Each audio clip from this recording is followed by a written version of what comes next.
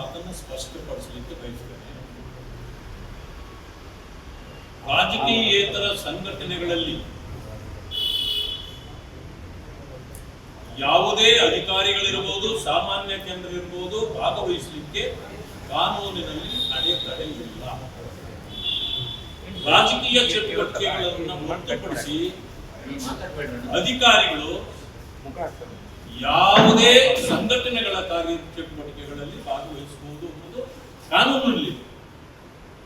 ಈ ಸರ್ಕಾರ ಅಥವಾ ಅದರ ಸಚಿವರು ಅವಿವೇಕತನ ಪ್ರದರ್ಶನ ಮಾಡಿ ಈ ಕಾನೂನುಗಳಿಗೂ ಮೀರಿದ ಸರ್ಕಾರ ನಮ್ಮದು ಅಂತೇಳಿ ತೋರ್ಪಡಿಸಲಿಕ್ಕೆ ಹೊರಟಿದ್ದಾರೆ.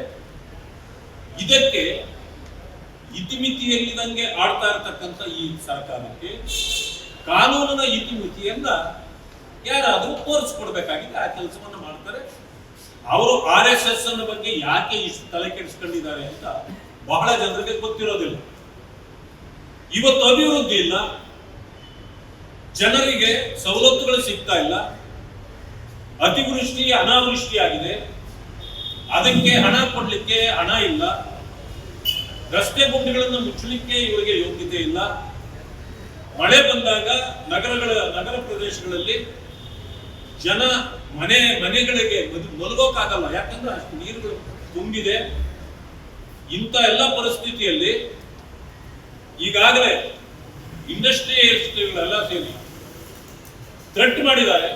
ನೀವು ಈ ರೀತಿ ನಮಗೆ ಸವಲತ್ತುಗಳನ್ನು ಕೊಡಲೇ ಇಲ್ಲದ್ರೆ ಬೇರೆ ಬೇರೆ ರಾಜ್ಯಗಳಿಗೆ ಹೋಗ್ತಕ್ಕಂಥ ಕೆಲಸವನ್ನು ಮಾಡ್ತೇವೆ ಅಂತ.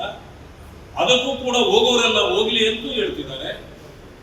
ಈಗಾಗಲೇ ಆರ್ಟಿಫಿಷಿಯಲ್ ಇಂಟೆಲಿಜೆನ್ಸ್ ಗೂಗಲ್ನವರು ಇಲ್ಲಿ ಬರಬೇಕಾಗಿದ್ದವರು ಈಗಾಗಲೇ ಇದಕ್ಕೆ ಹೋಗಿದ್ದಾರೆ, ಆಂಧ್ರ ಪ್ರದೇಶಕ್ಕೆ.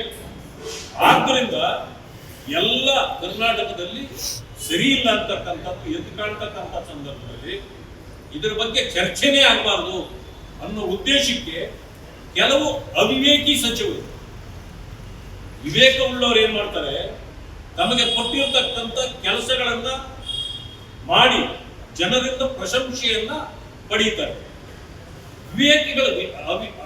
ಅವಿವೇಕಿಗಳಾದ್ರೆ ತಮ್ಮ ಕೆಲಸವನ್ನ ತಾವು ಮಾಡಲಾರದೆ ಬೇರೆ ಬೇರೆ ಕಡೆಗೆ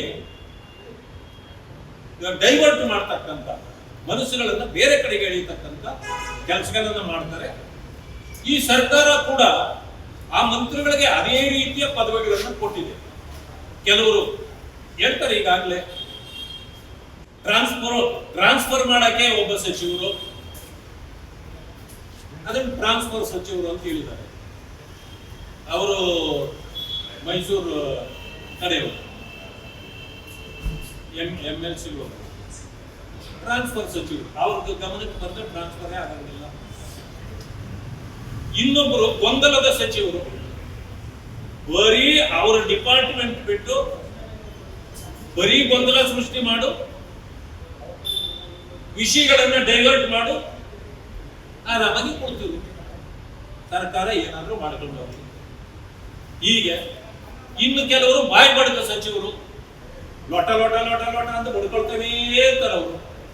ಹೀಗೆ ಒಂದು 4-5 ಜನರ ಟೀಮ್ ಮಾಡಿ ಇವತ್ತು ಡೈವರ್ಟ್ ಮಾಡ್ತಕ್ಕಂಥ, ಜನರನ್ನ ದಾರಿ ತಪ್ಪಿಸ್ತಕ್ಕಂಥ ಮೈಗಳ್ಳತನದ ಸರ್ಕಾರ ಇದು ಅಂತ ಹೇಳಲಿಕ್ಕೆ ಬಯಸ್ತೇನೆ. ಶಿವಕುಮಾರ್ ಅವರು ನನ್ನ ಆತ್ಮೀಯರು, ಅವರು ನಾವು ಕಾಂಗ್ರೆಸ್ನಲ್ಲಿ ಬಹು ದಿನಗಳ ಕಾಲ ಜೊತೆಯಲ್ಲಿ ಕೆಲಸ ಮಾಡಿರ್ತಕ್ಕಂಥವರು. ವಿದ್ಯಾರ್ಥಿ ಜೀವನದಿಂದಲೂ ಕೂಡ ನಾವೆಲ್ಲರೂ ಸಂಪರ್ಕದಲ್ಲಿದ್ದವರು. ಇವತ್ತು ಈ ರಾಜ್ಯದಲ್ಲೇ ಅವರು ಮುಖ್ಯಮಂತ್ರಿ ಆಗಬೇಕು ಅಂತಕ್ಕಂಥ ಕನಸು ಕಾಣುತ್ತಿದ್ರೆ ನಮಗೇನೂ ಅಭ್ಯಂತರ ಇಲ್ಲ. ಅವರು ಕೂಡ ಮುಖ್ಯಮಂತ್ರಿ ಆಗಬೇಕು, ಬೇಡ ಅನ್ನೋರಿಲ್ಲ. ಆದ್ರೆ ಬಿಜೆಪಿಯಿಂದ ಥ್ರೆಟ್ ಕಾಲ್ ಬಂದಿದ್ದು, ನಾನೇನಾದ್ರೂ ಆವತ್ತೇ ಒಪ್ಪಿದ್ದಿದ್ರೆ ನೀನು ಜೈಲಿಗೆ ಹೋಗ್ತೀಯಾ, ಇಲ್ಲ ಬಿಜೆಪಿಗೆ ಬಂದ್ರೆ ಮುಖ್ಯಮಂತ್ರಿ ಮಾಡ್ತೀವಿ ಅಂತ ಹೇಳಿದ್ರು ಅಂತ ನಿನ್ನೆ ಪುಸ್ತಕ ಬಿಡುಗಡೆಯ ಸಂದರ್ಭದಲ್ಲಿ ಅವರು ಹೇಳ್ಕೊಂಡಿರ್ತಕ್ಕಂಥದ್ದು ಭವಿಷ್ಯ ಇದು ಒಂದು ಸುಳ್ಳಿನ ಕಟ್ಟುಕತೆ ಅಂತ ನಾನು ಭಾವಿಸ್ತೇನೆ. ಯಾಕಂತಂದ್ರೆ ಅದು ಒಂದು ಸಮಯ ಥ್ರೆಡ್ ಕಾಲ್ ಆಗಿದ್ರೆ ಆ ಥ್ರೆಡ್ ಕಾಲ್ ಅನ್ನು ಅವ್ರು ಏನ್ ಮಾಡಬಹುದಾಗಿತ್ತು, ಇಮಿಡಿಯೇಟ್ಲಿ ಕಂಪ್ಲೇಂಟ್ ಕೊಟ್ಟು ಯಾರು ಮಾಡಿದ್ರು ಅನ್ನೋದನ್ನ ಹೇಗೆ ಬಂತು ಅನ್ನೋದನ್ನ ಅವ್ರು ಹೇಳ್ಬೇಕಾಗುತ್ತೆ. ಸತ್ಯ ಹೊರಗಡೆ ಬರ್ತದೆ. ಅಥವಾ ನಿಜವಾಗಿಯೂ ಇವ್ರಿಗೆ ಯಾರಾದರೂ ಭಾರತೀಯ ಜನತಾ ಪಕ್ಷದ ರಾಷ್ಟ್ರೀಯ ಮುಖಂಡರು ಈ ರೀತಿ ಮಾತಾಡಿದ್ರ ಅವ್ರು ಹೇಳ್ಬೇಕು. ಥ್ರೆಡ್ ಕಾಲ್ಗೆನೆ ನಾನು ಮುಖ್ಯಮಂತ್ರಿ ಆಗ್ತಿದ್ದೆ ಹೋಗಿದ್ದಿದ್ರೆ ಅಂದ್ರೆ ಇದು ಒಂದು ರೀತಿಯ ಆಭಾಸ, ಅವರ ನಾಯಕತ್ವಕ್ಕೆ ಗೌರವ ಬರ್ತಕ್ಕಂಥ ಕೆಲಸ ಅಲ್ಲ. ಆದ್ರಿಂದಾಗಿ ಇದು ಕಾಂಗ್ರೆಸ್ ಪಕ್ಷವನ್ನ ಬ್ಲಾಕ್ ಮೈಲ್ ಮಾಡುತ್ತಿದ್ದಾರೆ ಅಂತ ನನಗನ್ನಿಸ್ತದೆ.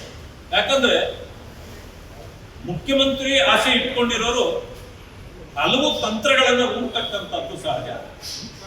ಇದು ಭಾರತೀಯ ಜನತಾ ಪಕ್ಷದ ಮೇಲೆ ಅಪಾದನೆ ಮಾಡಿ ಕಾಂಗ್ರೆಸ್ ಹೈಕಮಾಂಡ್ಗೆ ಅಥವಾ ಕಾಂಗ್ರೆಸ್ ಪಕ್ಷಕ್ಕೆ ಬ್ಲಾಕ್ ಮೇಲ್ ಮಾಡ್ತಾ ಇದ್ದಾರೆ ಅಂತ ನನಗದು ಅನಿಸುತ್ತೆ.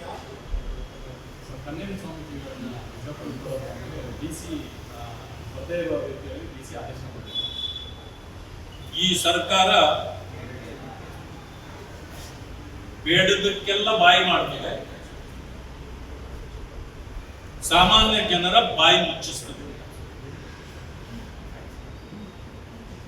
ಯಾರು ಸಮಾಜದ ಜೊತೆಯಲ್ಲಿ ತೊಡಗಿಸಿಕೊಂಡು ಕೆಲಸ ಮಾಡ್ತಾರ ಅಂತವರಿಗೆ ಸಂಪೂರ್ಣ ನಿರ್ಬಂಧ ಇರತಕ್ಕಂಥದ್ದು, ಅವರ ಬಾಯಿ ಮುಚ್ಚಿಸ್ತಕ್ಕಂಥದ್ದು, ಅವರ ಸ್ವಾತಂತ್ರ್ಯವನ್ನ ಕಿತ್ಕೊಳ್ತಕ್ಕಂಥ ಕೆಲಸವನ್ನ ಈ ಸರ್ಕಾರ ಮಾಡ್ತದೆ ಅನ್ನೋದಕ್ಕೆ ಇದಕ್ಕಿಂತ ದೊಡ್ಡ ನಿದರ್ಶನ ಬೇಕಾಗಿಲ್ಲ. ಡಿಸಿ ಅವರು ಅವರು ಸ್ವಯಂ ಪ್ರೇರಿತರಾಗಿ ಮಾಡಿರ್ತಕ್ಕಂಥ ಕೆಲಸ ಅಲ್ಲ, ಇದು ಸರ್ಕಾರವೇ ಈ ರೀತಿಯ ತಂತ್ರಗಾರಿಕೆಗಳನ್ನು ಮಾಡ್ತಾ ಇರ್ತಕ್ಕಂಥದ್ದು. ಇದು ಸರಿಯಾದ ಕ್ರಮ ಅಲ್ಲ. ಆದ್ರೆ ಇದು ಸರ್ಕಾರ ಮೊಂಡು ಸರ್ಕಾರ, ಆ ಕಾರಣದಿಂದ ಏನನ್ನು ಬೇಕಾದ್ರೂ ಮಾಡ್ತದೆ. 33% ತಗೊಂಡ್ರೆ ಇದ ಮೇಲೆ ಪಾಸ್ ಅಂತ ಹೇಳಿದ್ರು. ಕಳೆದ ಬಾರಿ ಏನ್ ಮಾಡಿದ್ರು, ರಿಸಲ್ಟ್ ಜಾಸ್ತಿ ಬರಲಿಲ್ಲ, ಅದಕ್ಕೆ 20% ಗ್ರೇಸ್ ಮಾರ್ಕ್ ಕೊಟ್ಬಿಟ್ರು. ಒಂದಷ್ಟು ರಿಸಲ್ಟ್ ಬಂತು, ಅವರ ಕಾಲರ್ ಅನ್ನ ಅವರೇ ಹೇಳ್ಕೊಂಡು ಖುಷಿ ಪಟ್ಕೊಂಡ್ರು. ಈಗ ನೋಡಿ ಎಷ್ಟು ಮಟ್ಟಿಗೆ ಈ ಎಜುಕೇಶನ್ ಸ್ಟ್ಯಾಂಡರ್ಡ್ ಕಡಿಮೆ ಆಗಿದೆ ಅಂದ್ರೆ, ಈಗ 20% ಗ್ರೇಸ್ ಮಾರ್ಕ್, 33% ತಗೊಂಡ್ರೆ ಪಾಸ್. 80 ಮಾರ್ಕ್ಗೆ ವಿದ್ಯಾರ್ಥಿ ಪರೀಕ್ಷೆ ಬರೆದ್ರೆ ಅವರು ಕೇವಲ 13 ಮಾರ್ಕ್ ತಗೊಂಡ್ರೆ ಪಾಸ್. ಕಾಂಗ್ರೆಸ್ಸಿನ ಸ್ಟ್ಯಾಂಡರ್ಡ್ ಎಲ್ಲಿ ಹೋಗಿದೆ ಅಂತಂದ್ರೆ, ಈ ದೇಶದಲ್ಲಿ ಎಲ್ಲ ರಾಜ್ಯಗಳಲ್ಲೂ ಕೂಡ ಕಾಂಗ್ರೆಸ್ಸಿನ ಸ್ಟ್ಯಾಂಡರ್ಡ್ ಬಹಳ below the line, poverty line ಅಂತಾರಲ್ಲ, ಮೊದಲಿಂದ ಹೇಳ್ತಿದ್ರಲ್ಲ, ಬಿಲೋ ಪಾವರ್ಟಿ ಲೈನ್, ಅಬೋ ಪಾವರ್ಟಿ ಲೈನ್. ಈಗ ಇದ್ರದ್ದು ಅಷ್ಟೇ, ಕಾಂಗ್ರೆಸ್ಗೂ ಕೂಡ ಬಿಲೋ ಲೈನ್ ಅಲ್ಲಿ ಇದೆ. ಹಾಗೆ ಅವರ ಎಜುಕೇಶನ್ ಲೆವೆಲ್ಲೂ ಕೂಡ, ಅವರ ಮೆದುಳು ಅವರ ತಲೆಯಲ್ಲಿ ಇದೆಯೋ ಇಲ್ಲ ನನಗೆ ಗೊತ್ತಿಲ್ಲ. ಬಂಗಾರಪ್ಪನವರ ಹೆಸರಿದೆ, ಮಧು ಬಂಗಾರಪ್ಪನವರ ಪಕ್ಕದಲ್ಲಿ. ಬಂಗಾರಪ್ಪನವರಿಗೆ ಈ ರಾಜ್ಯದಲ್ಲಿ ಬಹಳ ಗೌರವ ಮತ್ತು ಅವರ ಬಗ್ಗೆ ತನ್ನದೇ ಆದ ಅವರು ಮಾಡಿರ್ತಕ್ಕಂಥ ಕಾರ್ಯಗಳು ಇವತ್ತಿಗೂ ಅಚ್ಚಳಿಯದೆ ಉಳಿದಿದೆ. ಬಡವರ ಮಕ್ಕಳು, ಬಡವರು ಕೂಲಿಗೆ ಹೋದ್ರೆ ಮಕ್ಕಳನ್ನು ಕೂಡ ಅವ್ರ ಜೊತೆಯಲ್ಲಿ ಕರ್ಕೊಂಡು ಹೋಗ್ಬಿಡ್ತಾರೆ. ಹೇಗಾದ್ರೂ ಮಾಡಿ ಅವರ ಮಕ್ಕಳನ್ನ ಶಾಲೆಗೆ ಬರೆಸ್ಬೇಕು ಅಂತೇಳಿ ಅವರ ಕಾಲದಲ್ಲಿ ಒಂದು ಮಗುವನ್ನ ಶಾಲೆಗೆ ಬಿಟ್ಟು ಹೋದ್ರೆ ದಿನಕ್ಕೆ ₹1 ಕೊಡ್ತಕ್ಕಂಥ ಕೆಲಸ ಮಾಡ್ತಿದ್ರು. ಆದ್ರೆ ಅವರ ಮಗ ಯಾಕೆ ಈ ರೀತಿ ಮಾಡಿದ್ದಾರೆ ನನಗೆ ಗೊತ್ತಾಗ್ತಾ ಇಲ್ಲ. ಅವರಿಗೆ ಎಜುಕೇಶನ್ ಬಗ್ಗೆ ಕಾಳಜಿ ಇದೆಯೋ ಇಲ್ವೋ ಗೊತ್ತಿಲ್ಲ. ಆದ್ರೆ ಅವರ ತಂದೆಗೆ ತದ್ವಿರುದ್ಧವಾಗಿ ಅವರು ನಡ್ಕೊಳ್ತಿದ್ದಾರೆ. ಎಜುಕೇಶನ್ ಸ್ಟ್ಯಾಂಡರ್ಡ್ ಅನ್ನ ಕಾಂಗ್ರೆಸ್ ಲೆವೆಲ್ಗೆ ತಂದಿಟ್ಟು ಬಿಟ್ಟಿದ್ದಾರೆ. ಕಾಂಗ್ರೆಸ್ ಡೆಪಾಸಿಟ್ ಕಳ್ಕೊಳ್ತಾ ಇದ್ದೀವಿ ಇಡೀ ದೇಶದಲ್ಲಿ. ನಮ್ಮ ವಿದ್ಯಾರ್ಥಿಗಳು ಮಕ್ಕಳು ಕೂಡ ಅವರು ಉತ್ತಮವಾಗಿ ಬೆಳೆಯಬೇಕು, ಅವರಿಗೆ ಮತ್ತಷ್ಟು ಅವರು ವಿಷಯಗಳನ್ನ ತಿಳ್ಕೊಳ್ಬೇಕು. 60%, 70%, 80% ತಗೊಳ್ಬೇಕು. ಈಗ ನೋಡಿ CBSE ಇದರಲ್ಲೆಲ್ಲ SC/ST, CBSE ಅಲ್ಲಿ ICSE ಅಲ್ಲಿ ಯಾವ ಮಟ್ಟಕ್ಕೆ ತಗೊಳ್ತಾರೆ ಅಂತಂದ್ರೆ 80, 90, 100 ಮಾರ್ಕ್ ತಗೊಳ್ತಾರೆ.